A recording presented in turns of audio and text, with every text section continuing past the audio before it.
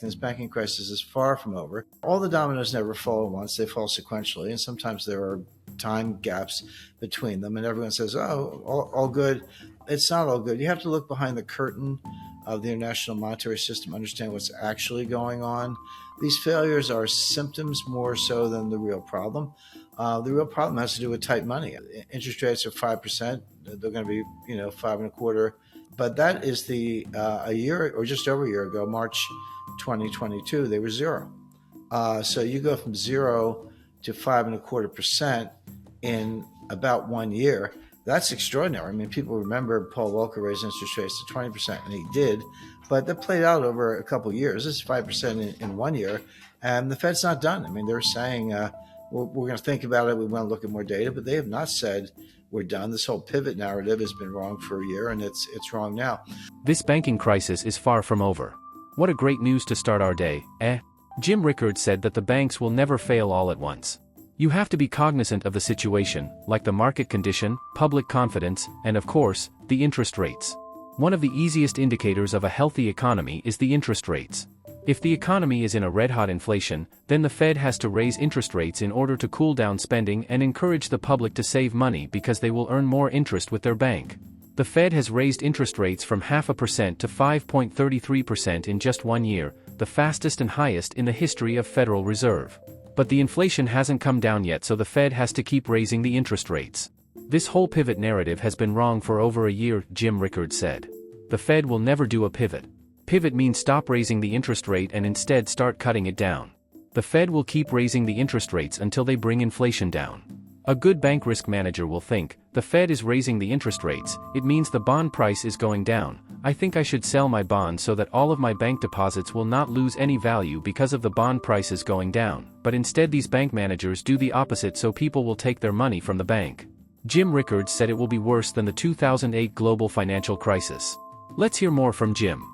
So we have tight money, we have underwater bonds, we have bank management who don't know the first thing about risk management. If you knew anything about risk management, once the Fed said, hey, we're gonna raise rates until we kill inflation. And that is what they said. Jay Powell gave 8 speeches between the summer of 2022 and recently, and he said that every single time.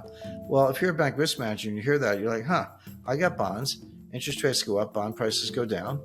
I understand their unrealized losses unless I sell them if they're in what's called a hold to maturity account, but they're still losses, and it still destroys confidence. Now, bank runs today, you don't have to line up around the corner in the rain, with your hat on, waiting to see the teller. You can just do it with your iPhone, and to the tune of, you can move $1 billion with your iPhone if you with the right accounts and passwords and all that. And so that's what happens. So the bank runs are instantaneous.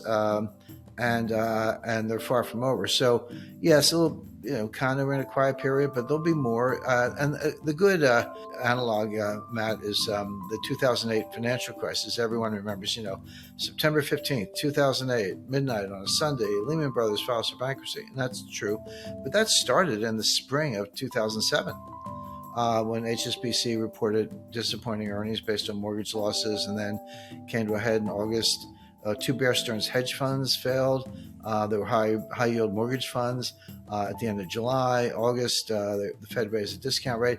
It took a full year, another 13 months, to get to Lehman Brothers. And what happened along the way? Bear Stearns in March 2008. Fannie Mae went bankrupt in June 2008. Freddie Mac bankrupt in June 2008.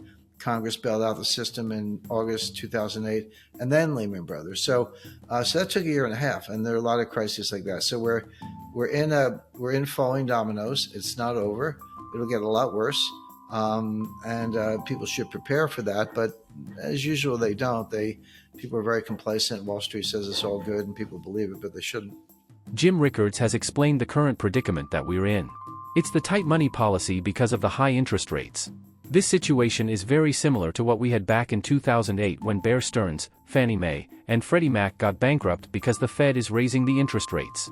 It's similar to what we have now, where the interest rates is very high and the banks are hesitant to lend money to anybody. So, how the situation will end? Spoiler alert, it's far worse than you thought. Well, it either ends when, it can end 2 ways. One is something like 2008, but worse, just a generalized global financial crisis where Everybody's getting the money out of every bank, either buying treasury bills. Treasury bills at a brokerage firm are pretty safe because it's not about the brokerage firm. Brokerage firms fail all the time, but they have to segregate house funds, proprietary funds, and customer funds. Money market funds, same thing, in the sense that in 2008, the government proved that they're willing to bail out money market funds. I mean, and they did, guaranteed every money market fund in the country. So the best safe haven is gold. I say physical gold, bullion, coins or bars, and silver. It's not digital. You can't hack it, you can't steal it, and you can't freeze it. You just put it in a safe place. So Americans don't really get gold. They don't really understand it. So yeah, I think it's just going to be question hopping, frog hopping from lily pad to lily pad, looking for a safe place. The other scenario is that the government just throws in the towel and says, okay, all deposits are guaranteed in unlimited amounts. I mean, I knew people who were trying to get $8 billion out of Silicon Valley Bank on that. They sent the wire instructions on Thursday night. One guy I talked to said, hey, Jim, from Thursday night to Sunday, we didn't know where the money was. We sent the wire instructions. We were trying to get it out, but we didn't know what the outcome was going to be, whether it was short or not, wire sent or not. And then Sunday night, the Fed and the FDIC came out and said, all good. We're going to, business as usual, open Monday, and it's all good. And he said the money went through. But that was what, people were facing, and they'll continue to face. I mean, the banks you mentioned, I don't know what their deposit flows are right now, but my guess is they're shrinking fast. People are getting their money out.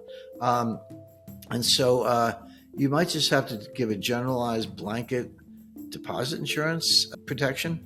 And that would stop bank runs in theory, but then now you basically nationalize the U.S. banking system. You look like Argentina.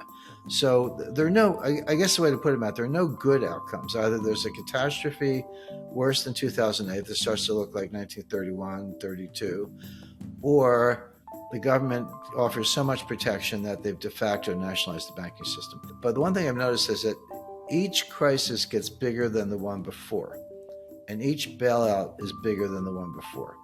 And the question I'm asking as an analyst is, are we at the point where the crises are so big, it's bigger than the Fed? In other words, we're not really talking about bailing out a bank or a sector. People lose confidence in the dollar itself. And we do seem to be heading in that direction. Jim Rickards said the crisis will get bigger than the one before. In 1999, Wall Street bailed out the market, and in 2008 the Fed bailed out Wall Street, and now, who will bail out the Fed? Jim proposed the idea of the dollar collapse. People often misunderstand the concept of the end of the dollar as the global reserve currency and as a payment currency. Let's listen to what Jim Rickards has to say. But I find there's a lot of confusion on the topic. And the confusion comes from the fact that everyone talks about the end of the dollar, the dollar is going away as a global reserve currency, etc. But people don't distinguish between the role of the dollar as a payment currency and the role of the dollar as a reserve currency. And those are two very different things. There's some linkages, but a payment currency, basically, if I want to buy goods and services from you, and I tender some form of currency and you're willing to accept it, and you're confident someone else will accept it from you, that's a good payment currency. It could be dollars, it could be euros or yuan, or it could be Russian rubles or Brazilian reais or anything, as long as people are willing to accept it, have confidence in it. A reserve currency is a very different thing. First of all, we don't really have reserve currencies. You go to the People's Bank of China, they don't have $100 bills stacked up in the basement. What they own are U.S. Treasury securities, which are digital, by the way. The last paper Treasury security was issued, I think, around 1979.